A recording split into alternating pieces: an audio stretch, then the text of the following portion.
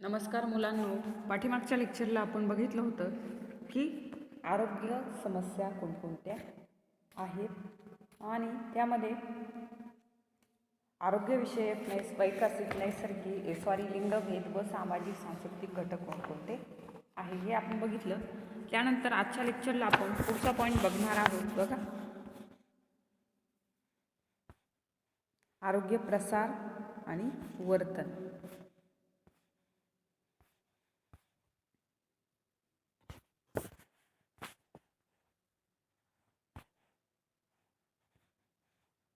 आरोग्य प्रसार वर्तन. बघा, शेवटचा पॉईंट हा आपला. यामध्ये आहार, व्यायाम, निद्रा, लसीकरण आणि विश्रांती अशी 5 पॉईंट आहेत. आरोग्य प्रसार आणि वर्तन. बघा, आरोग्याविषयी प्रसार केला पाहिजेत आणि व्यक्तीचं वर्तन कसं असलं पाहिजे हे यामध्ये आहे. बघा, पहिला पॉईंट आहे आहार. जर व्यक्तीचा आहार जर चांगला असेल तर व्यक्तीची इम्युनिटी पॉवर वाढते आणि व्यक्तीचा आहार जर चांगला नसेल तर त्या व्यक्तीला वेगवेगळे आजार तिथे निर्माण होतात.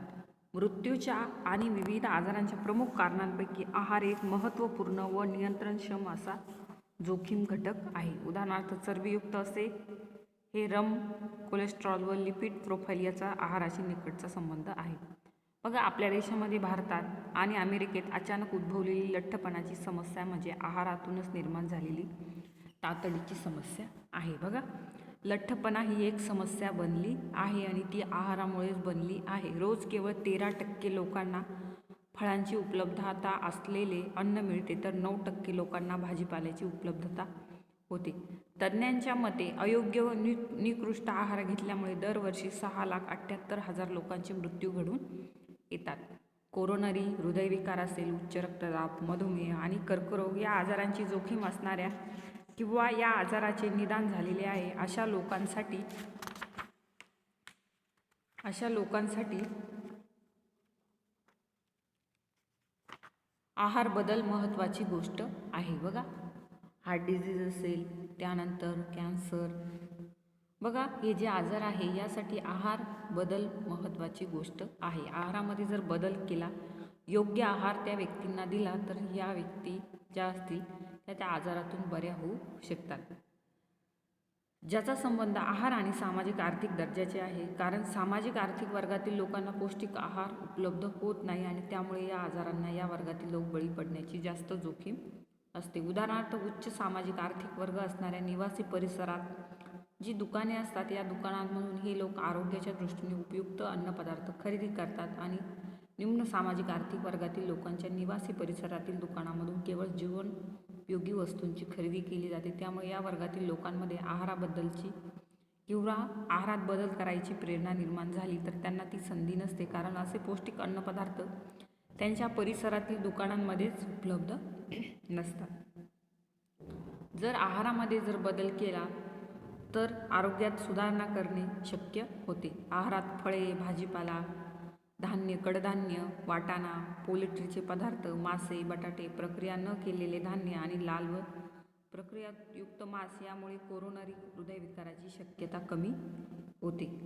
बघा, तळलेले पदार्थ जे असतील, त्वरित खाण्यायोग्य पदार्थ, तसेच हवाबंद मांस, दुग्धजन्य पदार्थ यापासून वनस्पतीजन्य पदार्थांमधील बदल हा आरोग्यदायी असतो. त्यामुळे चरबीचे प्रमाण निम्न पातळीवर राहते.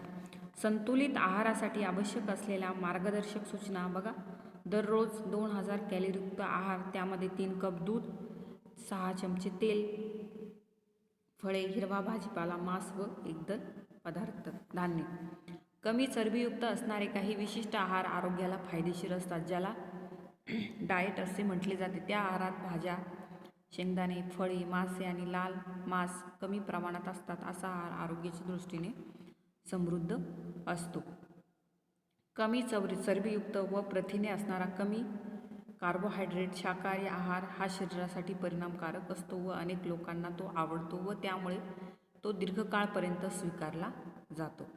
आहारातील सुधारणेला प्रतिबंध. लोकांना त्यांचा आहार बदलणे ही एक अवघड गोष्ट वाटते, मात्र ते जेव्हा हृदयविकाराच्या उच्च जोखीम स्थानी असतात तेव्हा किंवा त्यांच्या डॉक्टरने सांगितल्यानंतर त्यांना आहार बदलणे भाग पडते. त्यामुळे एका आहारातून दुसऱ्या आहारात बदल करताना कमी कोलेस्ट्रॉल, कमी चरबी, कमी कॅलरी व ज्यामध्ये फायबर जास्त आहे अशी फळे व भाजीपाला यांचा त्यांच्या आहारात समावेश होतो. मात्र हे करत असताना सुद्धा ते त्यांच्या दिसण्यासाठी आहार निवडतात. आरोग्य सुधारण्यासाठी नाही असे संशोधनातून दिसून आले आहे. असे असूनही अमेरिकेतील निम्म्याहून अधिक लोक तज्ज्ञांच्या शिफारसी स्वीकारून चरबी पातळ कमी करून आहारात फायबर, फळे आणि भाजीपाल्याचा समावेश करतात. नवीन आहार कायम करण्यासाठी थोडी किंमत मोजावी लागते, मात्र नंतर ती कमी असल्याचे सिद्ध होते आणि काही आहार हे मर्यादित असतात, एकसुरी व नीरस असतात, काही खर्चिक असतात, अंमलात आणायलाही कठीण असतात. खरेदी, भोजन नियोजन, अन्न तयार करण्याच्या पद्धती, खाण्याच्या सवयी सुद्धा आवश्यक असतात. त्याचबरोबर शर्करा जास्त असते, त्याच्यामुळे तणाव संप्रेरके रोखण्यासाठी मदत होते पण त्याला अयोग्य आहार असे म्हटले जाते. बघा, आरोग्य जाणीवीचा अभाव, नवीन अन्नपदार्थ शोधण्यात रस नसणे, खाण्याच्या सवयी व आजारपणातील सहसंबंध माहीत नसतील याला निकृष्ट आहार सवयी असे म्हटले जाते. बघा, तणावाचा आहारावर सरळ आणि नकारात्मक परिणाम दिसून येतो. जे लोक तणावाखाली असतात ते चरबीयुक्त पदार्थ खातात, फळे भाजीपाला कमी प्रमाणात खातात व शक्यतो नाश्ता टाळतात. कामाच्या ठिकाणी असणारा ताण, कामाचा दर्जा काय आहे त्याप्रमाणे कामाचे प्रमाण जास्त असणे व कामावर ज्याचे नियंत्रण कमी असते असे लोक निकृष्ट आहार घेतात. जेव्हा लोक तणावाखाली असतात तेव्हा त्यांचे लक्ष विचलित होत असते, स्वनियंत्रणात ते कमी पडतात. आपण काय खात आहोत याकडे ते फारसे लक्ष पुरवू शकत नाहीत. बघा, आहार नियंत्रण आपण कसे करू शकतो. ज्या लोकांमध्ये सद्सद विवेक, बुद्धी आणि बुद्धिमत्ता जास्त आहेत ते आरोग्ययुक्त आहाराचे अनुपालन चांगल्या प्रकारे करू शकतात. तसेच ज्या लोकांमध्ये स्वनियंत्रण उच्च आहे ते आरोग्ययुक्त आहाराबाबत योग्य व्यवस्थापन करू शकतात. स्वप्रभावाची योग्य ती जाणीव असणे, आहाराच्या परिणामांचे ज्ञान असणे, कौटुंबिक आधार व या आहारातून आरोग्याचे कोणते फायदे होतात याची जाणीव ज्यांना असते त्यांच्यामध्ये सकस आहार आरोग्य सवय निर्माण होते. ज्या लोकांना आहाराच्या संदर्भात सामाजिक मानदंड बाबत माहिती दिली जाते त्यावेळी ते त्या अनुषंगाने ते त्यांच्या आहारात बदल करतात. उदाहरणार्थ, तुमच्या आजूबाजूच्या लोकांपैकी जर कोणी आरोग्यास अपायकारक असल्याने सोडा पिणे थांबविले असेल तर तुम्हीही सोडा पिणे बंद करता. आहार सुधारणा व उपाय. आहारातील बदलातील सध्याचे प्रयत्न काही घटकांवर केंद्रित झालेले आहेत. ते म्हणजे आहारात घट, 2 जेवणांच्या मध्ये थोडे अन्न खाणे, शर्करायुक्त पेय टाळणे कारण या पदार्थाचा संबंध लठ्ठपणाशी व हृदयविकाराशी आहे. तसेच मधुमेह प्रकार 2 सुद्धा या पदार्थामुळे होत असावा अशी लोकांना शंका आहे आणि म्हणून लोकांनी योग्य आहार विकसित करण्यासाठी डॉक्टर, नर्सेस, आहारतज्ज्ञ आणि आरोग्य मानसशास्त्रज्ञ प्रयत्न करीत असतात. बहुतेक आहार बदलाची अंमलबजावणी बोधात्मक, वर्तनात्मक उपायांद्वारे केली जाते. शिक्षण, प्रशिक्षण व स्वनियंत्रणाच्या माध्यमातून उपाय योजले जातात. कित्येक लोक आरोग्यदायी आहाराविषयी अनभिज्ञ असतात आणि त्यामुळे काय खाल्ले पाहिजे याकडे ते लक्ष पुरवित नाही. आहार नियंत्रणातील सामाजिक आधार आणि स्वसामर्थ्याची योग्य जाणीव हे 2 घटक आहार सुधारण्यासाठी अतिशय महत्त्वाचे आहेत. स्वआग्रह आणि प्रेरणात्मक मुलाखतीसुद्धा फळे आणि भाजीपाला खाण्यासाठी व्यक्तीला उद्युक्त करू शकतात. त्यातून त्यांचे आहार सेवन सुधारते. कुटुंबातील सदस्यांनी एकत्रित आहार घेणे ही एक चांगली सवय समजली जाते. बघा, पण हा पॉईंट बघितला. त्यानंतर आपण पुढचा पॉईंट बघणार आहोत, व्यायाम. बघा,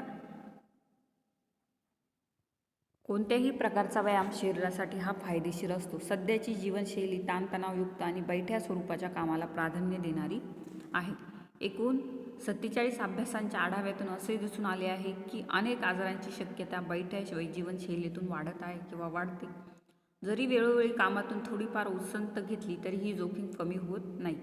व्यायामाने मानसिक आणि शारीरिक आरोग्य सुधारते आणि म्हणून उच्च पातळीवरच्या शारीरिक क्रिया या एका दृष्टीने महत्त्वाच्या आरोग्य वर्तनाच्या निर्देशक आहेत. एकेकाळी शास्त्रज्ञांचा असा विश्वास होता की केवळ ॲरोबिक व्यायामामुळे निरोगी आरोग्याचे फायदे आहेत, परंतु आता पुरावा असे सूचित करतो की कोणत्याही प्रकारचे व्यायामाचे फायदे आहेत. विशेषतः मध्यमवयीन आणि वृद्ध प्रौढांसाठी हे व्यायाम फायदेशीर ठरतात. दिवसभरातून केवळ 30 मिनिटे केलेला व्यायाम हा अनेक गंभीर आजारांची शक्यता कमी करतो. या आजारांमध्ये हृदयविकार असेल, मधुमेह आणि काही प्रकारच्या कर्करोगांचा समावेश होतो.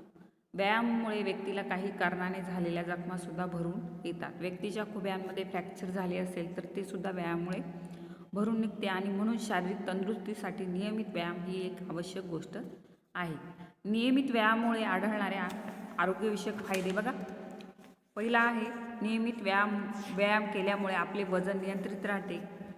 नियमित व्यायामामुळे हृदय व रक्तवाहिन्यांसंबंधी रोगाचा धोका होतो. नियमित व्यायामामुळे मधुमेह आणि चयापचनात किंवा पचनसंस्थेमधली जोखीम कमी होते. नियमित व्यायामामुळे काही कर्करोगाचा धोका कमी होऊ शकतो. नियमित व्यायामामुळे आपली हाडे आणि स्नायू मजबूत होतात. नियमित व्यायामामुळे हृदयगती आणि रक्तदाब स्थिर राहतो. हृदयाची शक्ती व कार्यक्षमता वाढते. झोप सुधारते. कोलेस्ट्रॉलमध्ये वाढ होते. रोगप्रतिकार प्रणाली कार्य सुधारते.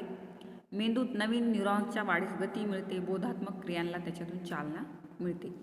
ज्या कुटुंबात नियमित व्यायाम केला जातो त्या कुटुंबातील सदस्यांची ज्याच्याकडे शारीरिक क्रियांच्या संदर्भात सकारात्मक वृत्ती आहे, ज्यांच्यामध्ये उच्च स्वसामर्थ्याची जाणीव आहे, अशा लोकांमध्ये व्यायाम करण्याचे प्रमाण जास्त आहे. तसेच ज्याच्याकडे ऊर्जा आहे, जे बहिर्मुख आणि समाजप्रिय आहेत, त्यांच्यामध्ये व्यायाम करण्याची शक्यता जास्त असते. असे लोक जे स्वतःला बलवान समजतात, व्यायामासाठी ज्यांना मित्रांकडून सामाजिक समर्थन मिळते, जे त्यांच्या व्यायाम प्रकाराने आनंदित होतात, ज्यांना असा विश्वास आहे की त्यांच्या उत्तम आरोग्यासाठी व्यायाम आवश्यक आहे, असे लोक व्यायाम करतात. बघा, व्यायामाचे प्रमाण व्यक्तीने किती व्यायाम केला पाहिजे हे व्यक्तीच्या आरोग्यानुसार ठरते. शास्त्रीय पद्धतीने व्यायाम करताना सामान्य प्रौढ व्यक्तीने रोज किमान 30 मिनिटे व्यायाम करायला हवा आणि त्यातही उत्साही व सशक्त व्यक्ती असेल तर त्याने अधिकचे 20 मिनिटे व्यायाम केला पाहिजेत. अधिक जोमदार आणि एरोबिक व्यायाम आठवड्यातून 3 दिवस का होईना केला पाहिजे. एरोबिक व्यायाम म्हणजे अत्यंत तीव्र, दीर्घकालीन आणि पुरेशी सहनशीलता असणारा व्यायाम होय. यामध्ये धावणे, सायकल चालवणे, दोरीवरच्या उड्या आणि पोहणे या व्यायाम प्रकारांचा समावेश होतो. प्रत्येक आठवड्यातील हलक्या स्वरूपाच्या व्यायामाचा फायदा ज्यांना हृदय आणि रक्तदाबासंबंधीच्या किरकोळ तक्रारी आहेत त्यांना मोठ्या प्रमाणात होतो. कमी का होईना पण चालणे आणि काही क्रियांमध्ये वाढ करून वृद्ध व्यक्ती शारीरिक आणि मानसिक फायदे करून घेऊ शकतात. बघा, जो व्यायाम आहे त्याचे फायदे, नियमित व्यायाम केल्यामुळे आरोग्य सुधारते, त्याचप्रमाणे व्यक्तीचा फायदा होतो आणि व्यक्तीच्या सामाजिक क्रिया, त्याचप्रमाणे त्यांच्या बहिर्मुख भावस्थितीला व्यायामामुळे सकारात्मक परिणाम तिथे निर्माण होतो. बघा, आपले 3 पॉईंट बाकी आहे: निद्रा, लसीकरण आणि विश्रांती. पुढच्या लेक्चरला बघू आपण ते 3 पॉईंट.